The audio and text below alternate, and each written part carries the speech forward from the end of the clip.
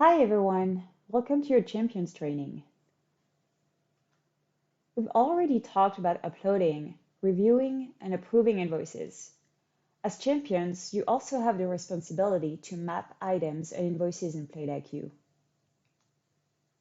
Mapping is the only one of our 4 tasks that is only accessible to champions. We limit the mapping access for consistency because PlateIQ remembers the mapping and applies it to the same items on invoices later on.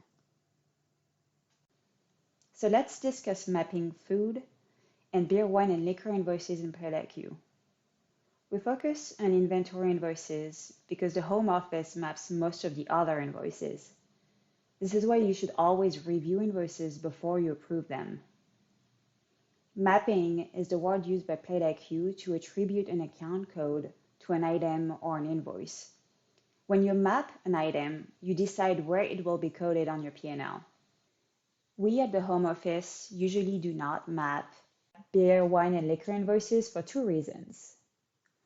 First, because you are the owners of your restaurants. You know your recipes and your inventory better than we do. We trust you to map your inventory invoices more accurately than we would. You also already map invoices in ROSNet. It's crucial for invoices to be mapped consistently between PlateIQ and ROSNet to guarantee minimum variance in your cost of sales between the 2 software. That being said, the categories and accounts for inventoried items have changed with the new chart of accounts. We strongly encourage you to use the chart of accounts when you map your invoices. Today, we're going to map a Cisco invoice together. I picked Cisco as an example because they're used across all the companies in PlateIQ, but it works the same for all the main food vendors, such as PFG, Gordon, US Foods, Benny Keith, and so on.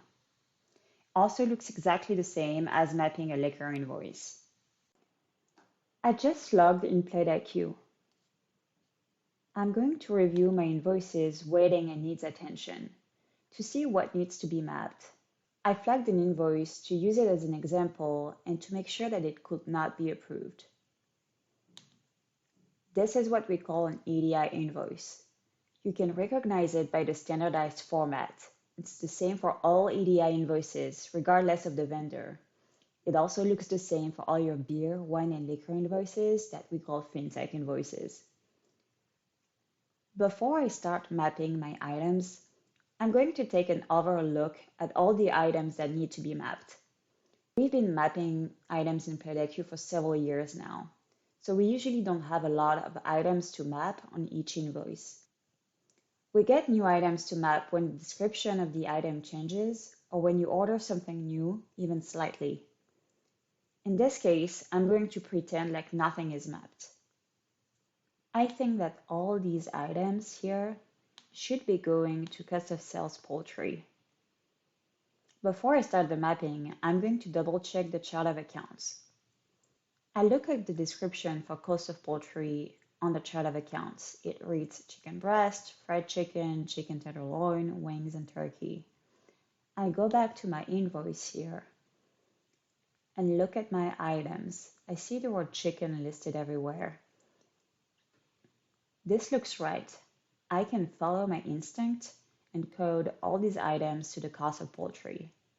Since I'm mapping several items at the same time, I'm going to go up top here and start typing the name of the account. I can either type the full account name or just a keyword. I always select this first option here to make sure that PlateIQ maps these items to the same account every single time. I confirm my mapping, and here I am. The process is pretty much the same if you're only mapping one item at a time. In this case, we're going to map this item here that has never been mapped before. I do the same thing and go check the chart of account. I'm going to search for the keyword glove to go faster. It says here that it should go to operating supplies restaurant. I go back to my invoice and I can start typing the account here, or I can select my item and type up top. I'm going to start typing supplies. We don't have that account created in PlateIQ yet because we have not transferred a new chart of accounts. So right now, I'm just going to select operating supplies. Always confirm. And here we are. Everything has been mapped. Don't start to type the account number, as they have also changed with the new chart of accounts. The pack size, the price, and the quantity are the same thing as what you're used to in Rosnet. They just have slightly different names and looks. Your beer, wine, and liquor invoices will be mapped the same way. If you're ever in doubt about mapping, you have three options. You can flag the invoice and tag someone from accounting or someone from the payables team to ask a question.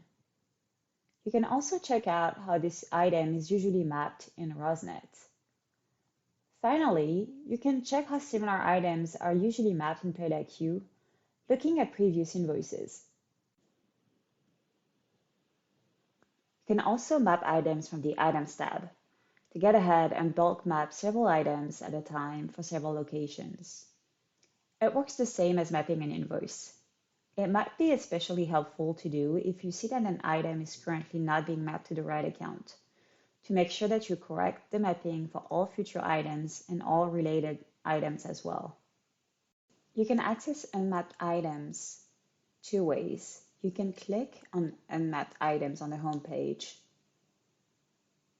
and map your items one by one, or you can click on the Items tab here. Here, just like mapping invoices, you can map items one by one by typing the account name in here, or you can bulk map several items that appear to go to the same account at once by typing the account name in here. Just like for mapping an invoice, always check the chart of accounts to make sure that you are mapping your items to the right account. Even if we do and can map most of the non-inventory invoices, we encourage you to map them as well. If you map the invoice yourself, you know for sure that it is correct, and the invoice will be paid faster. Mapping non-inventory items is even easier than mapping by line items, because all you have to do is attribute the right account to the invoice instead of all the items listed on the invoice. We are going to map a non-inventory invoice together. I already located a maintenance invoice for Carlos O'Kelly's. Maintenance invoices such as this one don't have to be mapped by items. Let's pretend that this invoice here was for a dishwasher leak. The top part of this invoice here was for the dishwasher repair, and the bottom part of the invoice was for the flooring repair. I am going to go check the chart of accounts. In the maintenance section, it says that the flooring repair should be coded to building maintenance, and the dishwasher repair should be coded to the maintenance equipment. I go back to my invoice. I'm going to click on Add Account Split right here. I'm first going to map the first part of my invoice. It is for the dishwasher repair. So I'm going to select this line here. I could type equipment, but it's already offered to me because this vendor usually uses these accounts. I'm going to select the right account and type my total.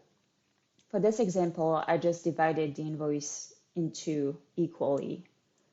So the amount for this line item should be $343.38. Then I'm going to map the flooring repair. This part goes to building, and the account is already offered to me as well. I'm going to type the other part of the invoice.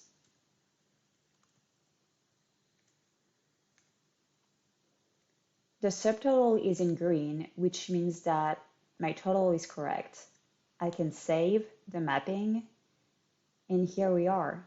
My invoice has been mapped. It's even easier if you only have one account, which is the most common situation. And that's it.